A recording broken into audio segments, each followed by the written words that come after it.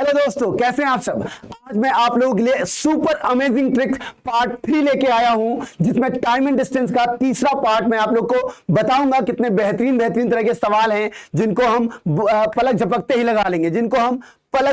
लगा लेंगे, देखिए इस तरह के सवाल, एक कॉन्सेप्ट है। सवाल पहले समझ लेते हैं। यदि एक छात्र अपने घर से 4 किलोमीटर पर आवर की गति से पाठशाला जाता है और 9 मिनट लेट हो जाता है, परंतु यदि वह 5 किलोमीटर पर आवर की चाल से जाता है तो 9 मिनट जल्दी पहुंच जाता है। ऐसे कभी भी सवाल आए तो बेटा डिस्टेंस निकालने के लिए फॉर्मूला इस्तेमाल किया जाता है S1 इंटू S2 और दोनों का डिफरेंस इंटू टाइम का डिफरेंस, और ऐसे सवाल जल्दी से निकल जाएंगे। देखिए पहली चाल 4 है, दूसरी चाल 5 है, दोनों का अंतर 1 है, और बेटा एक बार वो 9 मिनट लेट हो रहा था और एक बार वो 9 मिनट जल्दी पहुंच रहा था। ऐसे में टाइम का जो डिफरेंस होगा वो बेटा 18 मिनट हो जाएगा। मिनट को घंटे में लाने के लिए 60 से भाग देंगे, 20 तिया 60 और 3 से काटेंगे तो बेटा 6 किलोमीटर होगा आंसर। घर से जो दूरी होगी उसकी वो कितनी होगी बोलो, पाठशाला की दूरी 6 किलोमीटर होगी। और ये जबरदस्त ट्रिक है। ऐसे जितने भी सवाल आएंगे, श्रीमान एक्स अपने घर से कार्यालय स्कूटर द्वारा 30 किलोमीटर पर आवर की चाल से जाते हैं और 6 मिनट जल्दी पहुंचते हैं। यदि वह 24 किलोमीटर पर आवर की चाल से जाएं तो 25 मिनट देरी से पहुंचते हैं। तो बेटा यहां भी डिस्टेंस बताना है। ऐसे कितने भी सवाल हो, गया 30 की चाल से, आया 24 की चाल से, दोनों का अंतर 6, और एक बार बेटा अगर आप देखो 6 मिनट जल्दी पहुंच रहा था, एक बार 5 मिनट लेट, जल्दी लेट आपस में जुड़ जाएगा, 6 5 11, क्योंकि ये मिनट है। घंटे बनाने के लिए 60 से भाग देंगे, 30 से काटोगे बेटा 2 आएगा, 6 से काटोगे 6 दूनी 12, 12 दूनी 24, आंसर हो जाएगा बेटा 22 किलोमीटर। देख रहे हैं कितने जबरदस्त ट्रिक है, कितनी जबरदस्त ट्रिक है, आप देख पा रहे हैं। अगला सवाल देखिए। ऐसे सवालों में अगर डिस्टेंस ना पूछ के टाइम पूछ लिया जाए तो कैसे जबरदस्त तरीके से लगाएंगे। देखो एक रेलगाड़ी 40 किलोमीटर पर आवर की गति से चलती है तो नियत समय से 11 मिनट की देरी से पहुंचती है। तो बेटा 40 की रफ्तार से जाने पे 11 मिनट लेट है। अगर 50 की रफ्तार से जाए तो 5 मिनट लेट हो रही है। आपको बताना है रेलगाड़ी का सही समय क्या है। तो एक बात समझो बेटा, एक बार स्पीड 40 है, एक बार स्पीड जो है बेटा 50 है।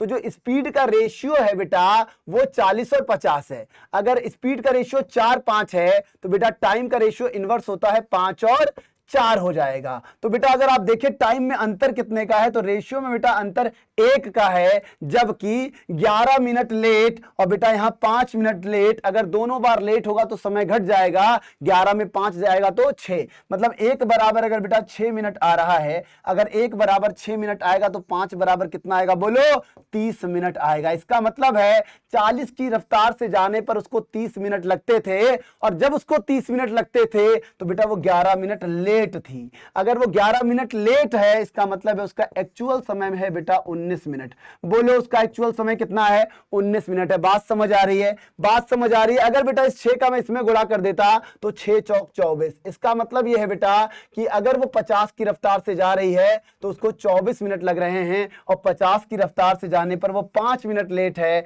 तो बेटा 5 घटा देंगे तो भी 19 मिनट। तो चाहे सवाल इससे लगाओ चाहे उससे, बात एक ही है। इसी तरह का एक अगला सवाल है, प्रैक्टिस के लिए एक और सवाल लेते हैं। देखो लिखा है यदि एक ट्रेन 60 किलोमीटर की रफ्तार से जा रही है तो गंतव्य पर 15 मिनट देरी से पहुंचेगी। तो एक बार बेटा वो 60 की रफ्तार से जा रही है, 15 मिनट देरी से पहुंचेगी। अगर वह 80 किलोमीटर पर आवर की रफ्तार से चले तो 7 मिनट की देरी से।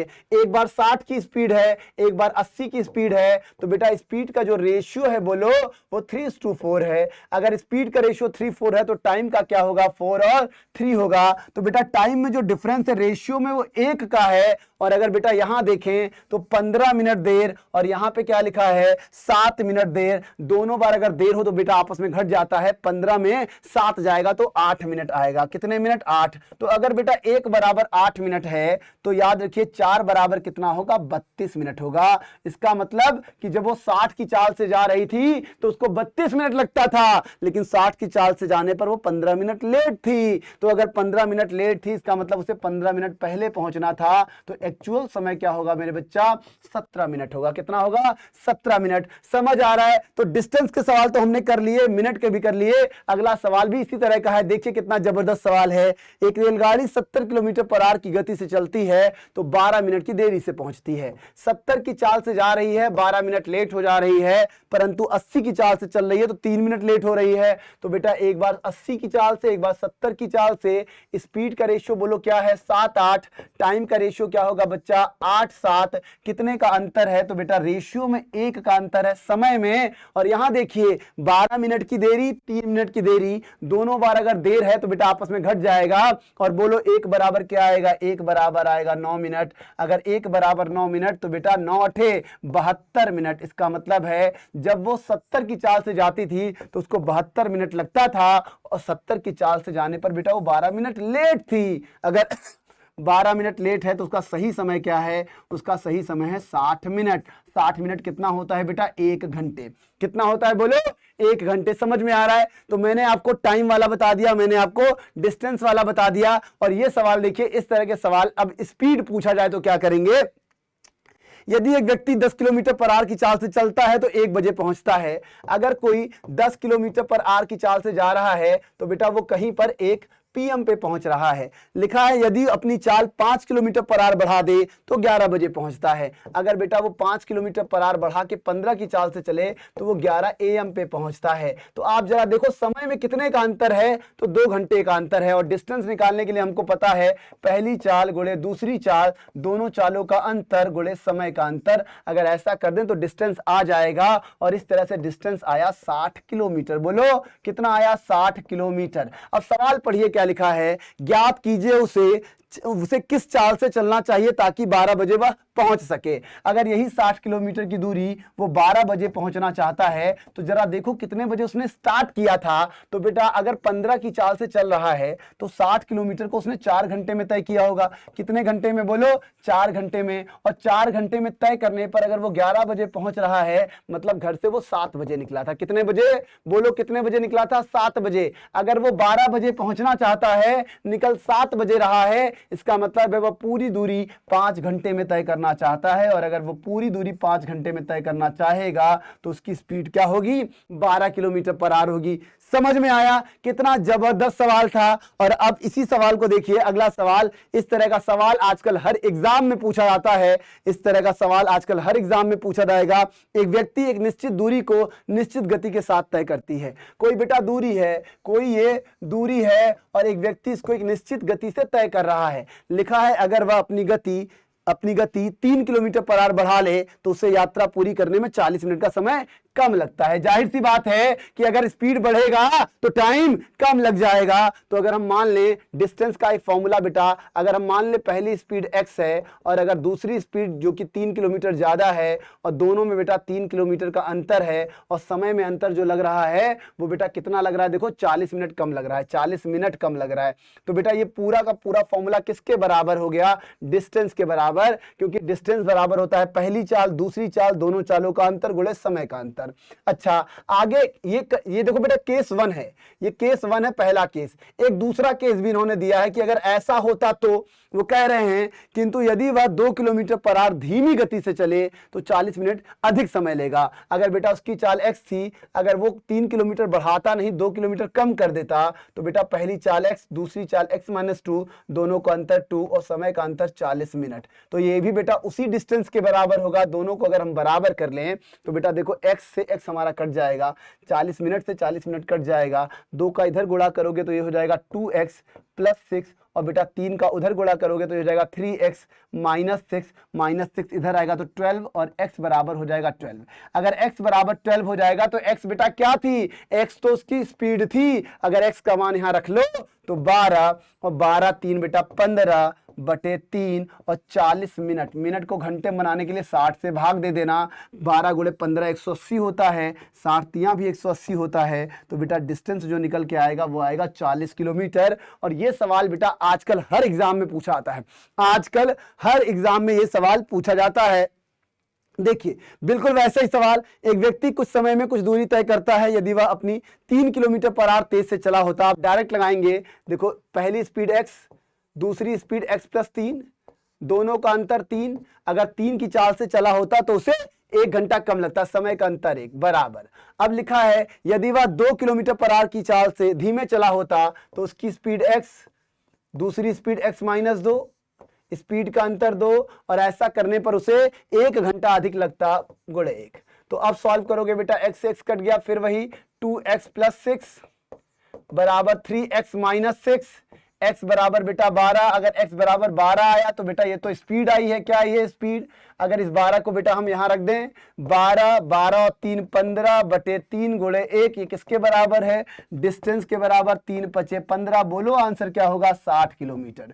समझ में आया। इस तरह के सवाल बेटा आजकल हर एग्जाम में आ रहे हैं, इसीलिए हम जबरदस्त ट्रिक लेके आए हैं। और देखिए अगर ट्रिकों से खेलना हो, उनको मोड़ना घुमाना हो, ठीक है, कंफ्यूज करना हो, तो ये सवाल है।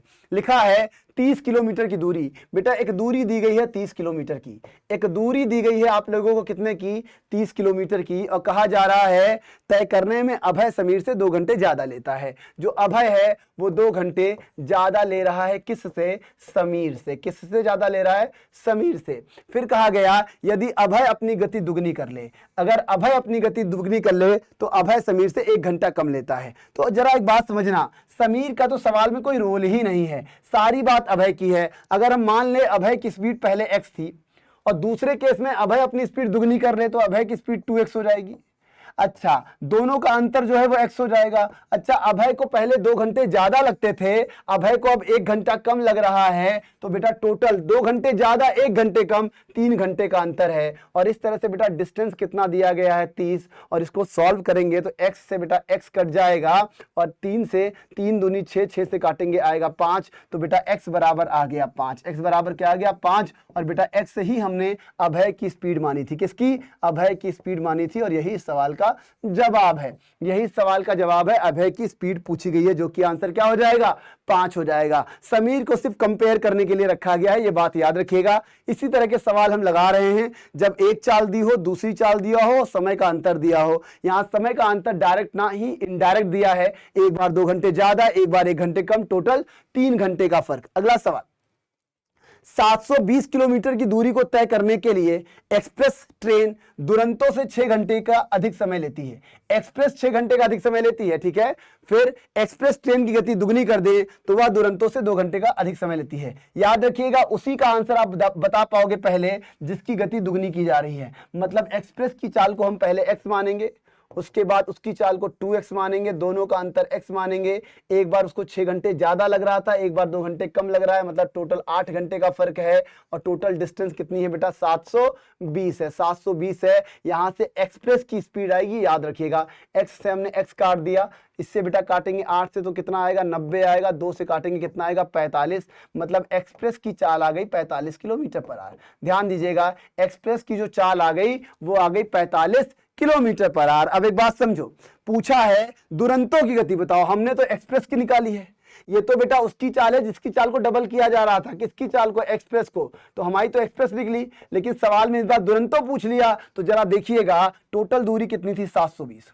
अगर टोटल दूरी को हम 45 से भाग दे दें तो हमें एक्सप्रेस का टाइम मिल जाएगा। किसका टाइम, एक्सप्रेस का टाइम मिल जाएगा। अच्छा बेटा 45 का मतलब 90/2 होता है। अगर मैं इसको 90 करके 2 ऊपर कर दूं तो इससे काटेंगे बेटा 8 दूनी 16, मतलब एक्सप्रेस को 16 घंटे लग रहे थे। अच्छा अगर एक्सप्रेस को 16 घंटे लग रहे हैं, जो दुरंतो से 6 घंटे ज्यादा है, जो दुरंतो से 6 घंटे ज्यादा है, तो इसका मतलब है दुरंतो को 10 घंटे लगते हैं। इसका मतलब है दुरंतो को 10 घंटे लगते हैं क्या तय करने में, 720। और दुरंतो को अगर 10 घंटे लगेंगे 720 तय करने में, तो दुरंतो की स्पीड क्या होगी बोलो, 72 किलोमीटर पर आवर होगी। क्या ये बात सबको समझ में आ रही है, क्या ये बात सबको समझ में आ रही है। जबरदस्त ट्रिक है भैया, जो पूछा जाएगा वो बता लेंगे, खेलेंगे खूब। समझ में आया। और अगर ऐसी ही मजेदार ट्रिक्स चाहते हो, ऐसी ही जबरदस्त ट्रिक चाहते हो हमारे द्वारा, तो आप लोग ऑफलाइन कमेंट करके बताइएगा कि अगला कौन सा टॉपिक ऐसा है जिसमें आप जबरदस्त ट्रिक चाहते हैं। ऐसी बहुत सारी धमाकेदार ट्रिक्स, खजाना है मेरे पास, ठीक है, ट्रिकों का पिटारा है मेरे पास, सब आपको धीरे धीरे दिया जाएगा। और आप लोगों को अगर क्लासेस पसंद आ रही हैं, ये शॉर्ट ट्रिक्स पसंद आ रही हैं, तो शेयर करें, मेरे बारे में आप लोग चर्चा करें और आगे बताएं ऑफलाइन मैसेजेस करके कि और कौन से ऐसे टॉपिक्स हैं जिस पे आप धमाकेदार ट्रिक्स चाहते हैं। चलिए आज के लिए धन्यवाद।